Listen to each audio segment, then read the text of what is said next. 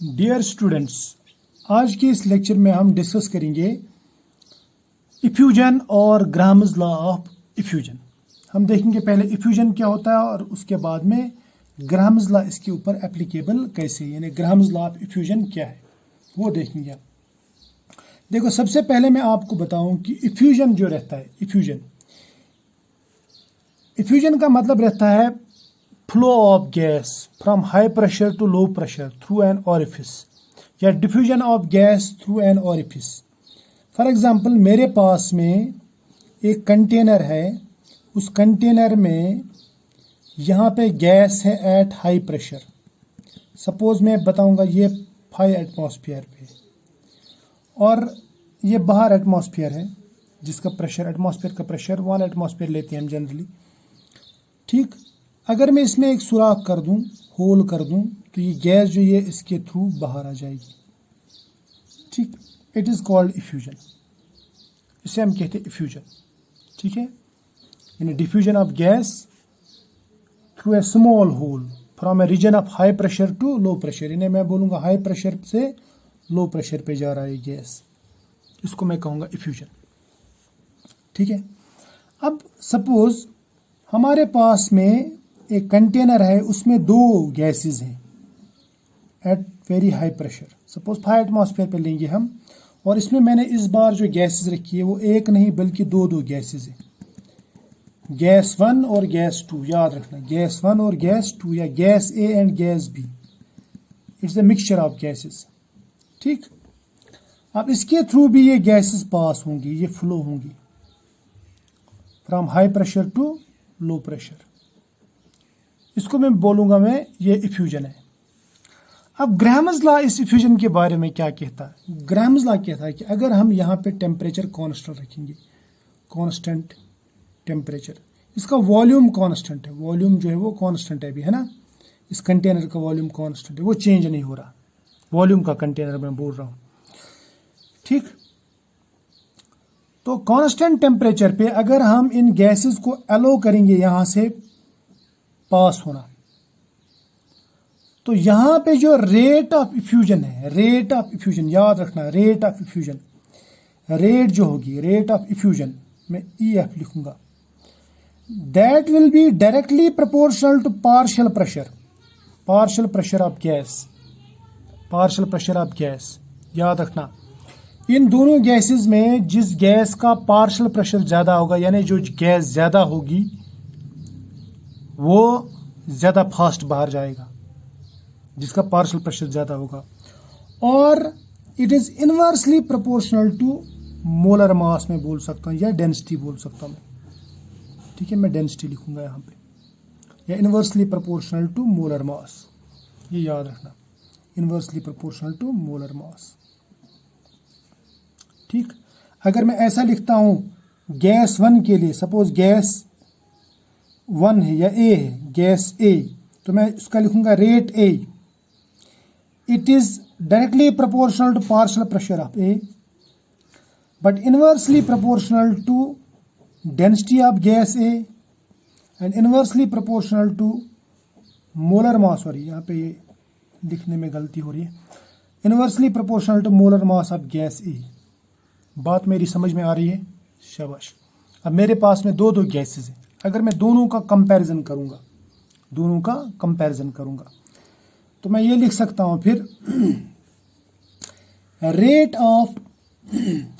Of gas A divide by rate of gas B, यानी इन दोनों का रेशो। कंपैरिजन करने के लिए इनके रेट का रेशो निकालेंगे, वो किसके बराबर होगा? वो बराबर होगा, यहाँ पे लिखूंगा मैं कांस्टेंट। ठीक है, चलेगा, शाबाश। यहाँ पे लिखूंगा मैं directly proportional to pressure of A, pressure of A, but inversely proportional to what?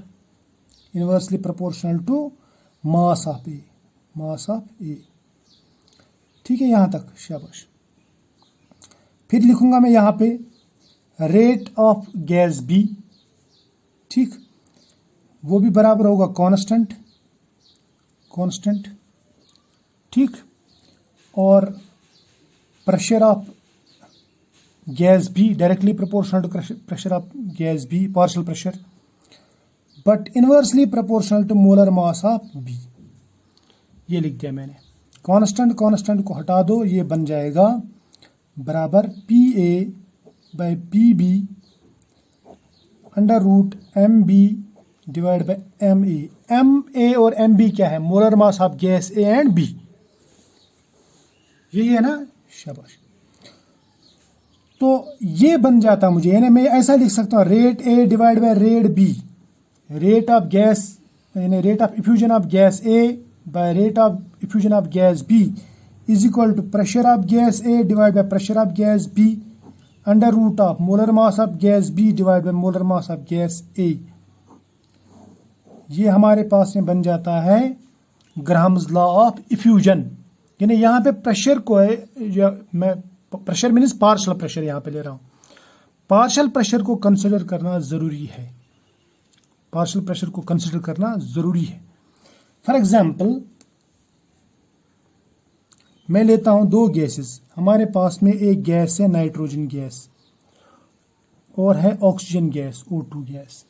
ठीक, ये दो गैसेस हैं। अगर मैं लिखूं rate of O2 divide by rate of N2, तो मुझे उस वक्त ऑक्सीजन का पार्शियल प्रेशर भी देखना है कंटेनर में। इस कंटेनर में ऑक्सीजन कितना है और इस कंटेनर में नाइट्रोजन कितना है, दोनों का पार्शियल प्रेशर भी देखना है और इनका मोलर मास भी कंसिडर करना है। तो मैं लिखूंगा that is equal to partial pressure of oxygen number 1 divide by partial pressure of nitrogen into under root of molar mass of N2 right divide by molar mass of O2। यही लेते नाम, शाबाश। तो एक एग्जाम्पल मैंने बताया आपको। इसके साथ साथ में अगर मैं रेट के बारे में बात करूं, रेट हम लिखते हैं, याद रखना, रेट हम लिखते हैं rate it is equal to volume upon time, यानी कितना वॉल्यूम कितने टाइम में पास हुआ। ठीक, या कितने मोल्स कितने टाइम में पास हुए, इसी को हम कहते हैं रेट। फिर मैं ये कह सकता हूं कि यहां पे रेट 1 रेट ऑफ गैस 1 या gas A divide by rate of gas B is equal to, मैं ऐसा कह सकता हूं वॉल्यूम ऑफ गैस A, कितना वॉल्यूम इसका फ्लो हुआ, डिवाइड बाय टाइम कितना लिया गैस A ने, और होल डिवाइड करूंगा मैं volume of gas B effused divide by time taken by gas A। ठीक, यहां तक तो क्लियर है। अगर मैं टाइम जो है सेम रख दूं, क्योंकि मैं सेम टाइम के लिए इनको छोड़ रहा हूं, यानी टाइम यहां पे कांस्टेंट रख रहा हूं मैं, T कांस्टेंट, तो उस सूरत में क्या हो जाएगा, ये T भी लिख दिया, ये दोनों टाइम जो है बराबर होंगे। सपोज 5 मिनट, इसको भी 5 मिनट मिलते हैं, इसको भी 5 मिनट मिलते हैं निकलने के लिए सपोज। तो उस वक्त क्या होगा, रेट बराबर होगा फिर VA बाय VB, यानी वॉल्यूम ऑफ A कितना निकला divide by volume of B। यहां तक तो क्लियर है। अब अगर मैं वॉल्यूम कांस्टेंट रख दूं, वॉल्यूम कांस्टेंट कर दूं, तो उस सूरत में क्या होगा, अगर वॉल्यूम कांस्टेंट है, वॉल्यूम कांस्टेंट यानी वॉल्यूम बराबर है, तो फिर मैं ये देखूंगा कि टाइम किसमें कितना लगा। फिर मैं ये कहूंगा कि rate A divide by rate B जो है वो बराबर है इनका उल्टा, क्योंकि ये डिवाइड में है ना, तो मैं कहूंगा time taken bye B divide by time taken bye A। ये एक इक्वेशन बन गई। इसी तरह से नंबर ऑफ मोल्स में भी देख सकते हैं हम। मैं ये कहूंगा कि rate of A divide by rate of B, अगर मैं टाइम कांस्टेंट रख देता हूं, सपोज टाइम कांस्टेंट रख दिया, तो मैं कहूंगा कि number of moles of A कितने पास हुए divide by number of moles of B कितने पास हुए। ये है जनाब जिसे हम कहते हैं इफ्यूजन, और ग्राहम्स लॉ ऑफ इफ्यूजन क्या है। ठीक है, इसके ऊपर हम प्रॉब्लम्स भी करेंगे सॉल्व, लेकिन वो एक अलग लेक्चर में लेंगे हम, ठीक है। तो फिलहाल आज इतना ही, मिलेंगे नेक्स्ट लेक्चर में, तब तक के लिए बाय, ठीक।